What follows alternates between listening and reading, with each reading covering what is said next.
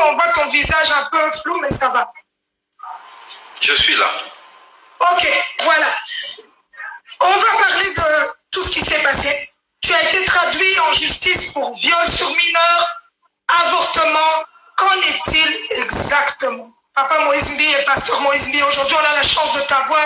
Après tant de jours de silence, on aimerait bien un peu t'entendre sur ce sujet-là. Ben déjà pour commencer, j'ai oublié de te dire une chose. Je te dis merci parce que pour moi, c'est ma toute première fois de faire un live Instagram de toute ma vie.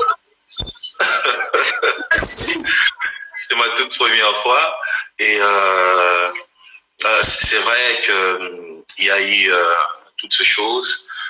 Tout a commencé, je pense, en 2019, lorsque j'avais l'un de frères qui travaille dans le protocole à l'église avait reçu un monsieur qui s'appelait, un jeune garçon, hein, c'est un jeune garçon du nom de Alvin. Alvin, c'est ça. Il venait pour me voir, mais bon, comme fallait absolument passer par le protocole, c'était un peu compliqué, mais il disait, dites au pasteur qu'il y a un complot contre lui. Le monsieur là, Alvin, c'est depuis, je crois, novembre de l'année passée. Il y a un complot contre lui, il y a ça qui se fera, on dira ça, on fera ça.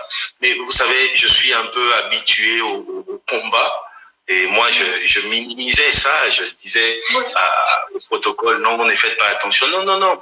Et il revenait, il nous donnait même des dates, à tel jour, il y a eu une réunion dans telle église, avec telle personne, tel pasteur était là, c'était ça. Et moi, j'ai négligé tout ça. Et après, il y avait aussi de personnes qui m'envoyaient de messages de menaces, c'était tu vas mourir. Le message disait tu vas mourir. Et en même temps, il y avait aussi des hommes et des femmes qui prophétisaient sur Internet, qui disaient Moïse Mbi ne va pas finir l'année 2019. C'était comme ça. Je vivais ça. Moïse Mbi ne va pas finir l'année 2019. C'est un sorcier, tout ce que vous voulez, tout ça.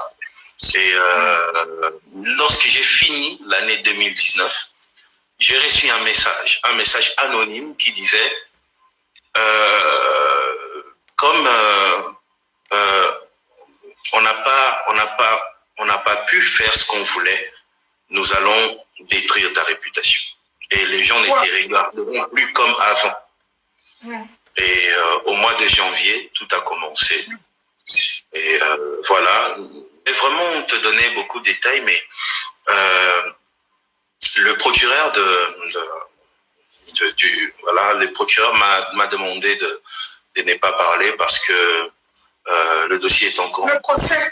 Et voilà. Et c'est un peu ça. J'étais peut-être victime d'un grand complot. Jusqu'aujourd'hui, je continue à découvrir les noms. La liste est très longue de personnes qui étaient impliquées de différents domaines, différents secteurs. Mais je suis pas mort. Donc, en fait, tout ce qui s'est passé, c'était un plan B. Le plan A, c'était que je meure. Et comme je suis encore vivant, voilà, les plans B, c'était ça. Voilà. C'est juste ça. Pasteur Moïse Mbi, on a parlé de beaucoup de choses. Parce que là, c'est vrai qu'il y a certaines choses, c'est dans les mains des avocats et du juge, mais on a parlé de tentative de meurtre sur un avocat. Est-ce que tu as commandité cela, cet acte-là? Bon, écoutez, j'avais appris ça aussi via les réseaux sociaux, comme tout le monde. Je voyais tout ce film qui était bien réalisé en tout cas. Et personnellement, moi j'avais contacté la police de Kinshasa. Et la police avait réussi à mettre la main sur l'avocat, le monsieur qui disait être menacé, agressé par des hommes envoyés par Moïse, et même avoir reçu des balles. La police avait mis la main sur lui, mais après le lendemain, lorsque j'ai voulu en savoir plus, on me dit que le monsieur s'est évadé de la prison de la police. Il a fui. Alors, je n'ai jamais compris parce que mon objectif, c'était qu'on aille à l'hôpital pour vérifier est-ce qu'il a été blessé et puis c'est qui l'avait envoyé. On voulait en savoir plus et puis si c'était moi le commanditaire, que je sois soit condamné ou quoi. Mais après, le monsieur jusqu'aujourd'hui est introuvable. Mais après un long moment, j'ai vu des hommes qui étaient aussi dans les collectifs des avocats.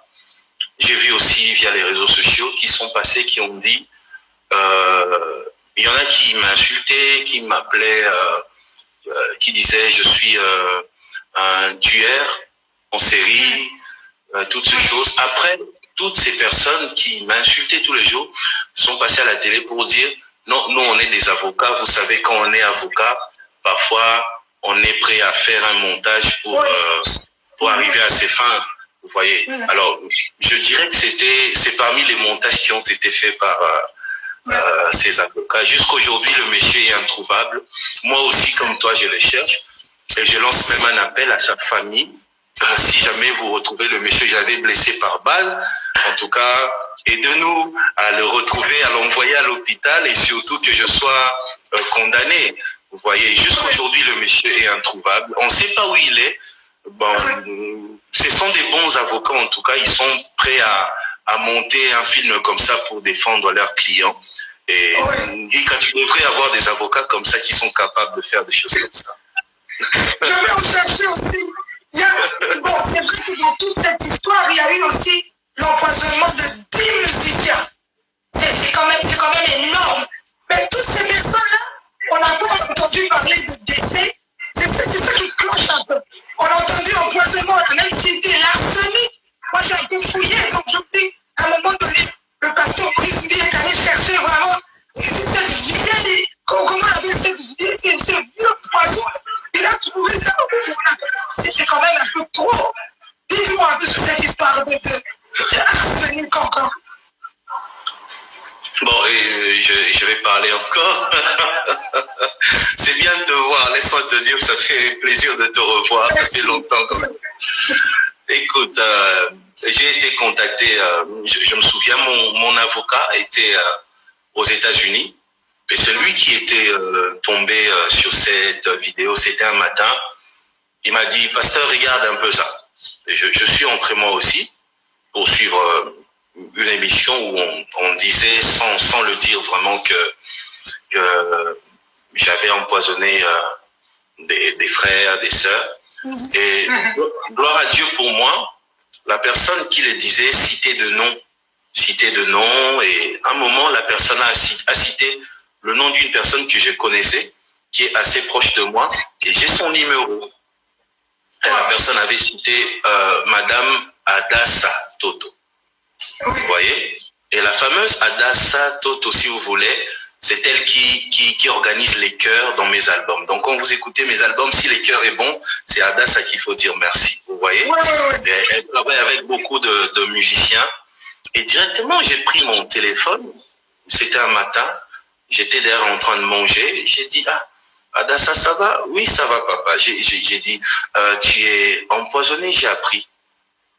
Elle me dit, moi aussi, j'ai vu ce matin, comme tout le monde, sur les réseaux sociaux que je suis empoisonné. Mais moi, je suis chez moi à la maison. En tout cas, je me porte bien. Et je demande à Adassa, mais on dit que tu es empoisonné. Elle dit, non, papa, moi, je ne suis pas à l'hôpital, je ne suis pas morte, je suis chez moi à la maison. Moi, je n'ai jamais été empoisonné. Et je lui demande, je lui dis, bon, mais qu'est-ce qui s'est passé? Elle me dit, non, nous étions à la police, on a fait pas plus de 20 minutes. Je dis, même pas 30 minutes. Elle me dit, non, si c'est beaucoup, c'est 20 minutes. On nous a interrogés, on était juste à la réception de la police. Et puis, moi, je suis parti à la 7e rue Limitée, j'avais des choses à faire. Je dis, donc, tu es sûr, tu n'es pas morte? Non, je suis là, moi, je ne suis pas empoisonné. Lorsqu'elle m'a dit ça, j'ai tout de suite, je me suis dit, est-ce que ça valait la peine d'appeler encore d'autres personnes pour vérifier? Donc, c'était un peu ça. Donc, la personne est vivante, c'est une sœur qui chante.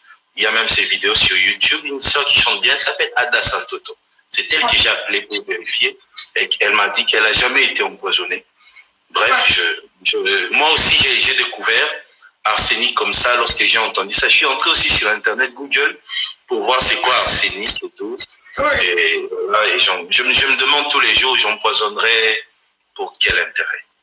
C'est ça. En tout cas, as-tu été soutenu par tes collègues chrétiens, les gens qui sont dans le même milieu que toi? Alors, tu as décidé de me tuer aujourd'hui, Tirika. Bon, très bien. Tu sais, la belle chose avec les chrétiens, les pasteurs, les prophètes des évangiles, c'est que un chrétien peut ne pas te soutenir physiquement, mais spirituellement, peut-être la personne a beaucoup prié pour toi. Donc, je ne dirais pas que j'ai pas été soutenu par les chrétiens, parce que il y en a sûrement qui ont prié pour moi partout dans le monde. Il y en a qui suivent cette émission. Il y en a qui ont gêné et prié pendant tout ce moment de tempête. Mais physiquement, j'étais très touché. Vous savez, il y a l'évêque Mukuna, vous permettez que je parle un peu de ce qui s'est passé. Et l'évêque Mukuna, un dimanche, bon, il a tenté d'abord d'entrer en contact avec ma sœur Lidingi à plusieurs reprises. Et après, il a envoyé des avocats. Ça, j'étais très touché. Il a envoyé des avocats à un culte de dimanche. Et pourquoi? Il disait, je ne comprends pas pourquoi cette affaire prend beaucoup de temps. Peut-être que Moïse Mbie n'a pas des bons avocats. Je vais lui envoyer mes avocats et à ma charge. Il paye rien. Et ces avocats sont venus, mais on s'était pas croisés. Et je te dis, ça faisait je pense plus de 15 ans que j'avais pas vu l'évêque Mukuna. Plus de 15 ans. Vous voyez, un papa, plus de 15 ans, vous voyez pas. Et j'avais même pas son numéro de téléphone, mais il a cherché le numéro de ma sœur. Il a eu ma sœur et il a envoyé des avocats. Ça m'avait touché au point que j'ai demandé à ma sœur, écoute, arrange un rendez-vous comme ça, que lui ne se déplace pas. Moi, j'irai le voir comme un fils va voir son père. Et c'est là que je suis allé, je pense que c'était un mardi ou un mercredi. Je suis allé à son bureau à ACK, c'était vers 17h. Je l'ai vu et après 15 ans, on s'est retrouvés. C'était pour lui dire merci, pour lui dire, écoute évêque, ne t'inquiète pas, j'ai déjà mes avocats qui travaillent bien, je n'ai pas besoin de tes avocats. Et je lui ai dit, je t'ai vu papa, ça fait longtemps, je vais m'agenouiller et tu vas me bénir. Et comme ses enfants étaient là, ils ont pris la fameuse photo qui assure qu'il est là, c'était ça. Et puis, en dehors de lui, il y a le pasteur Sonny Kafuta. Lui, par contre, c'était plusieurs pasteurs congolais qui sont allés voir le pasteur Sonny pour lui dire, écoute, fais tout, si tu peux, aller même voir la direction de la communauté Cité Bethel, il faut que Moïse Mbie parte en prison, il faut que Moïse Mbie tout ça. Donc, les pasteurs qui sont allés le voir pour qu'il s'implique, enfin que je sois puni. Et il m'a appelé aussi, je suis allé aussi le voir. Il m'a dit qu'il me soutenait aussi. Et après, ce qui est étonnant, permets-moi de le dire, Ika, c'est que en dehors, bon, j'ai cité les deux grands noms, mais il y a aussi le Maman Amy Coutinho et son mari, Papa Coutinho Fernando. Maman Amy m'appelait d'ailleurs même à minuit, même à 1h du matin. Mon fils, est-ce que ça va? Est-ce que tu vas bien? Est-ce que tu dors? Il faut dormir, il faut dormir. Et elle criait sur moi, elle me grondait comme une mère. Et ils m'ont beaucoup soutenu aussi. En dehors de ceux-là, du côté de pasteur, non. Mais après, du côté de chantre, il y a mon frère Lourdes Lombo. Lui d'ailleurs, il venait prier avec ma famille. Parce qu'on avait des prières en famille, parfois de minuit à 2h du matin. Et il venait prier la nuit avec moi. Donc, il veillait avec moi, Lourdes Lombo. Et avec ses deux frères. Et aussi... de chantre, il y avait le frère Emeka Nuki, qui postait des vidéos, qui montraient clairement sa position. Oui, mais en dehors de ça, je pense que les autres ont prié pour moi. Et j'aimerais dire une chose importante. Ce qui m'a surpris, Ika, c'est que quand je priais, Dieu me disait, tu vas bénéficier d'un grand soutien, mais ça sera un soutien de personnes que tu n'attendais pas. Et moi, je me demandais, c'est qui. Et je vais te surprendre, mais il y a eu beaucoup de païens, de personnes qu'on appelle païens. Oui, voilà, de mondains. De mondains. J'ai vu, par exemple, un monsieur comme Kofi Olomide prendre position clairement à la télé pour dire qu'il était contre cet acharnement. J'ai reçu les appels de Fali Ipupa. J'ai reçu des messages d'Héritier Watanabe. Il y a des journalistes voilà, qui vont pas tous les jours à l'église, mais qui m'ont soutenu. Attends, est-ce que tu permets que je cite quelques noms, s'il te plaît? Oui, c'est ta soirée, papa. C'est ta soirée, tu peux citer. Merci. Comme je passe rarement à la télé, je pense que je ne passerai pas après. J'aimerais profiter pour évacuer. Ah, si, c'est ta soirée, on écoute.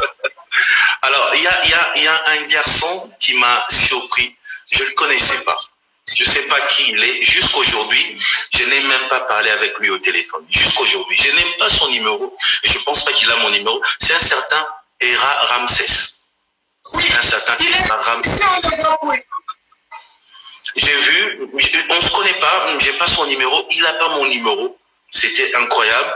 J'ai vu Karim Mokonzi, en plus. Mais c'était incroyable.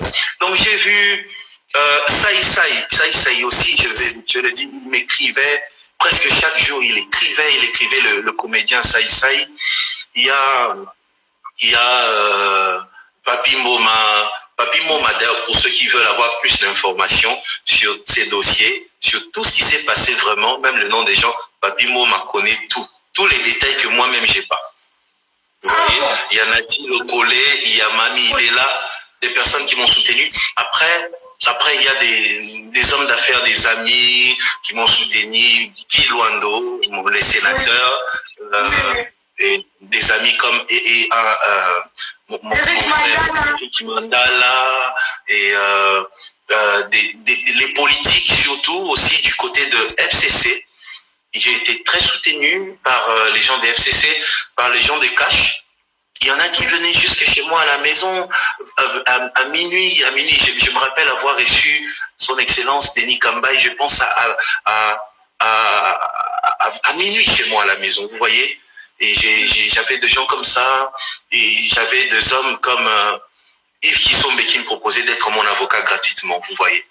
Des gens comme ça, voilà. Et du côté de Cash, de IDPS, j'ai été fortement soutenu au point qu'ils en parlaient même dans leurs réunions. Et j'ai été soutenu aussi par les gens de la Mouka. Il y a, par exemple, les députés Daniel Safou, qui a appelé ma soeur pour dire « Donnez-moi juste l'autorisation de passer à la télé pour massacrer tout le monde. »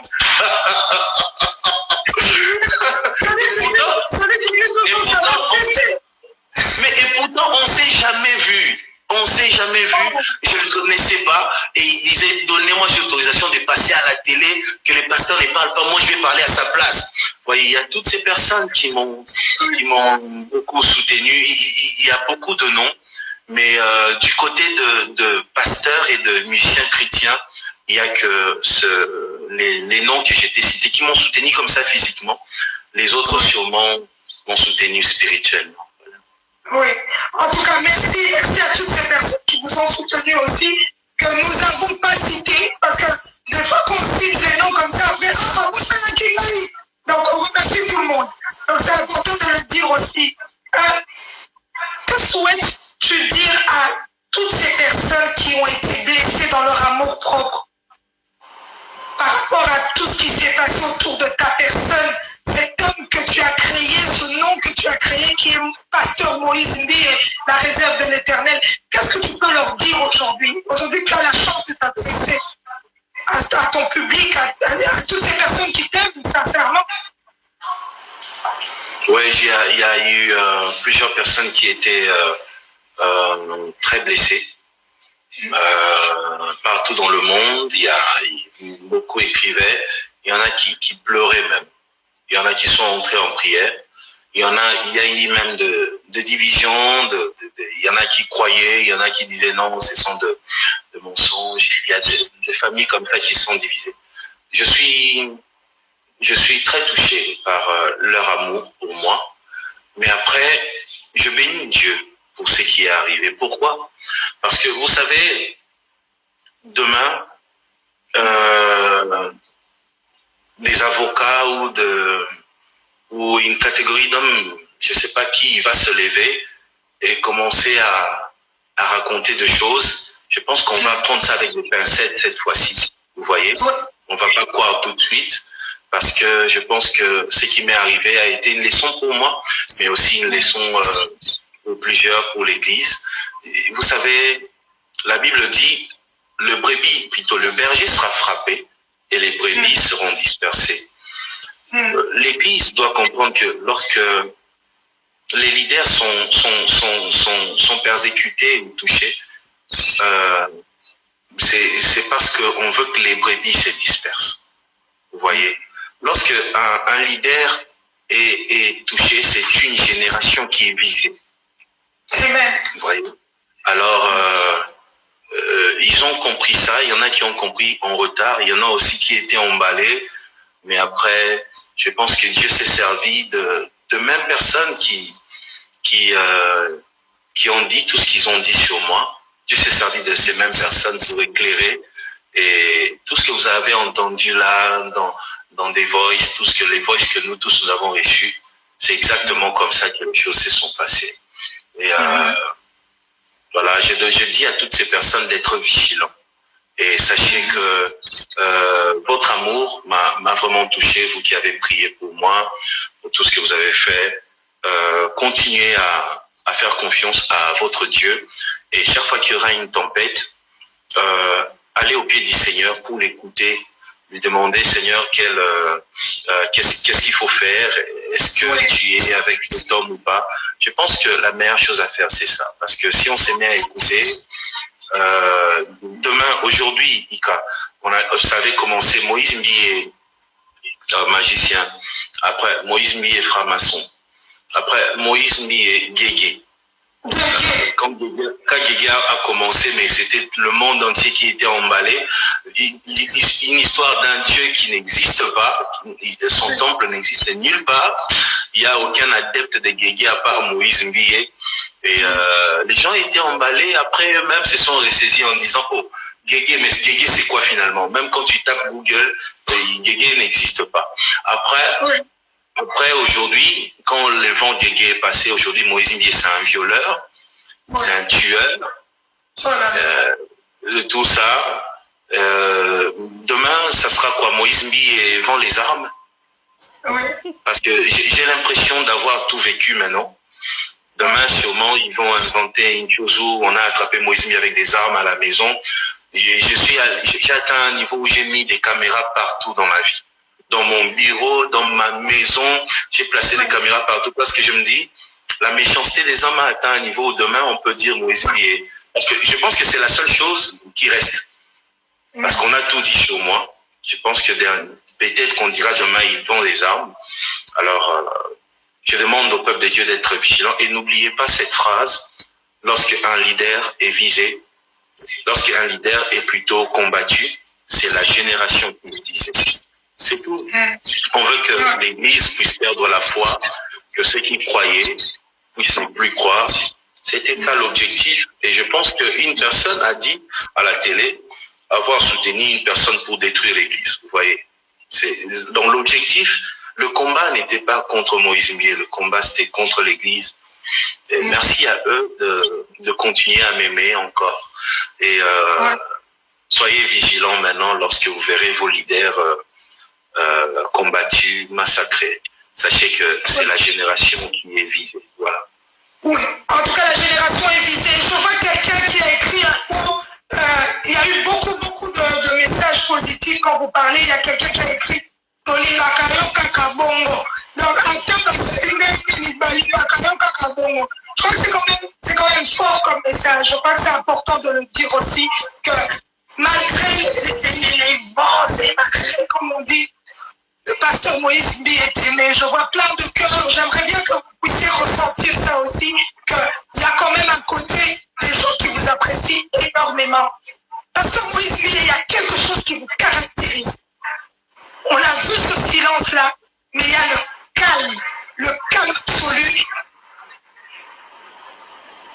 qui montre que malgré qu'on... C'est comme si vous recevez toutes les balles sur vous, et vous restez tellement calme, vous avez tellement géré la situation avec une telle sagesse.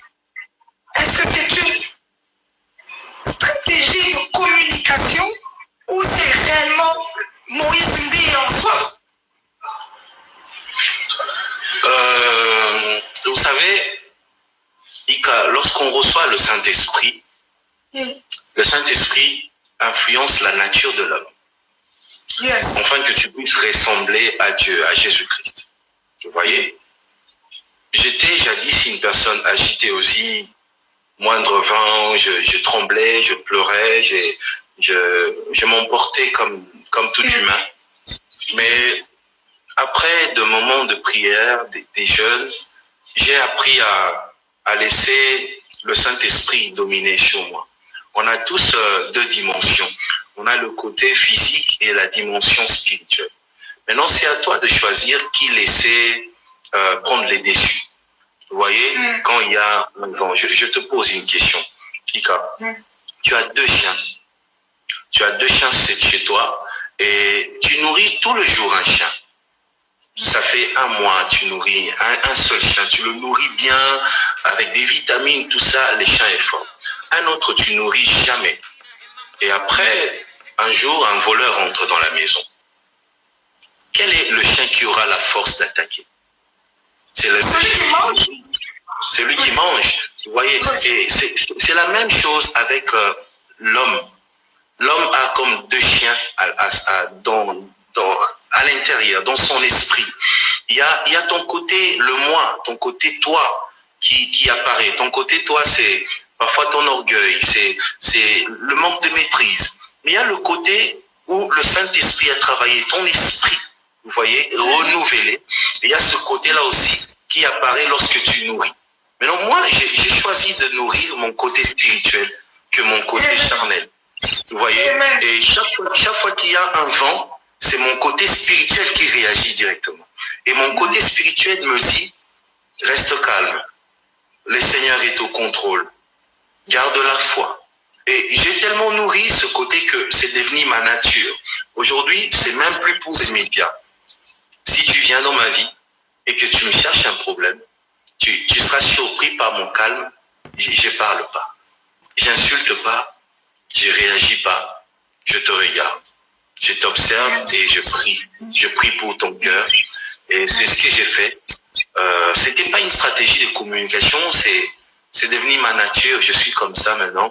Moindre vent, je suis comme une tortue. J'entre dans ma carapace et je me cache. En tout cas, je crois que je vais commencer à faire ça aussi. Quelle sagesse! Mon Dieu, vraiment, être comme la tortue, donc quand ça vient, on rentre dedans, on attend que ça finisse et puis on ressort. En tout cas, merci pour cette sagesse, pasteur Moïse Mbi. Et on ne doit pas oublier que pendant cette période de confinement, on a perdu un frère, un papa, qui était pour vous, qui est aussi pour nous un frère, Pichumbi. Comment est-ce que vous avez traversé cette période difficile?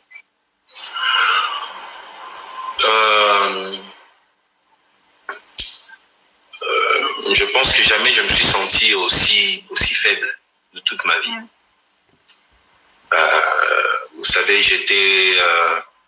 moi, toute ma famille est en dehors de Kinshasa. J'ai qu'une personne ici à Kinshasa. Et on était très faible. Et en même temps, du côté où je vis, il y a le confinement.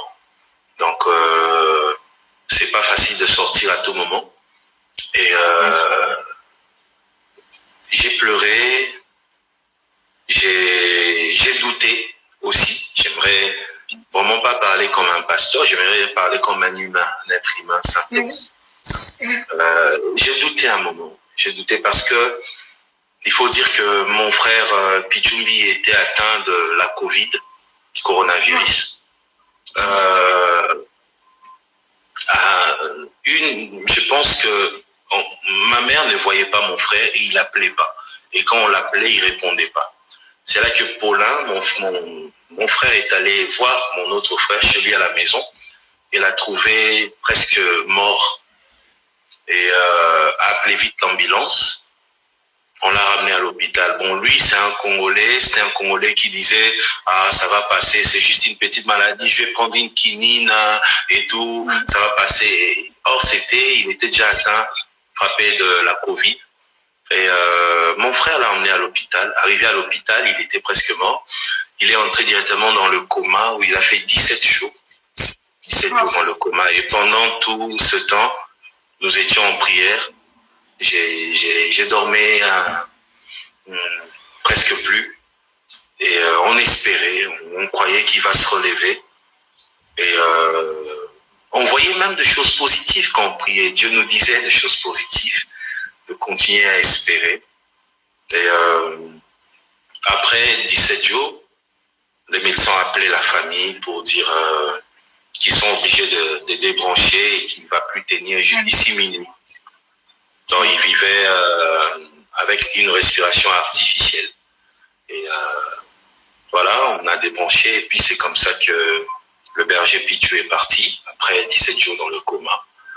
J'ai douté parce que je me disais, Seigneur, j'ai prié, dis-moi ce que j'ai pas fait. Et il y avait un découragement dans mon cœur, mais il y avait aussi des personnes qui m'envoyaient à tout moment des messages d'encouragement. Il y a surtout un jeune prophète qui m'a envoyé un message d'encouragement qui s'appelle Disachi. C'est ça son nom. Et il m'avait envoyé un passage biblique de Job qui disait, si toi-même tu as prêché les autres qui se sont relevés, et maintenant qu'aujourd'hui ça te frappe, tu commences à te décourager. Il était en train de prier, il a reçu un message comme ça pour moi. Lorsqu'il m'a envoyé, vous savez, c'est le moment où même toi, prédicateur, tu as besoin d'être prêché, tu as besoin d'être exercé. Et c'était dur pour toute la famille. Et c'est ce message-là, de ces prophètes-là qui m'a relevé. C'était très dur, c'était très dur. Je me suis posé beaucoup de questions, mais là, j'avais demandé à Dieu, j'avais dit à Dieu, est-ce que tu as encore besoin de moi? J'avais atteint ce niveau-là où j'ai dit à Dieu, est-ce que tu as encore besoin de moi? Est-ce que c'est bon, je peux m'arrêter là? Et il y a quelques jours, Dieu vient de me faire un signe de vie pour me dire, Moïse, j'ai encore besoin de toi. Et je pense que c'est pour ça que j'ai accepté de répondre à ton invitation. Donc, oh, merci, pasteur, merci. Merci pour ce moment de partage. En tout cas, j'ai vu beaucoup de personnes qui vous passer le message de sincères condoléances à vous, ainsi qu'à toute la famille Mbiye, et la grandeur que Papa Pichumbi avait dans son ministère, parce qu'on tient à souligner aussi que c'était un homme de Dieu. En tout cas, que Dieu puisse l'accueillir à ses côtés. Parce que on ne doit pas oublier qu'il y a Triomphe qui est sorti. Vous avez fait parler votre cœur, tu as fait parler ton cœur correctement et convenablement dans différentes chansons qui ont touché tout le monde. Mais je crois que c'est un album où tu t'es exprimé réellement. Quelle est la chanson qui t'a le plus marqué?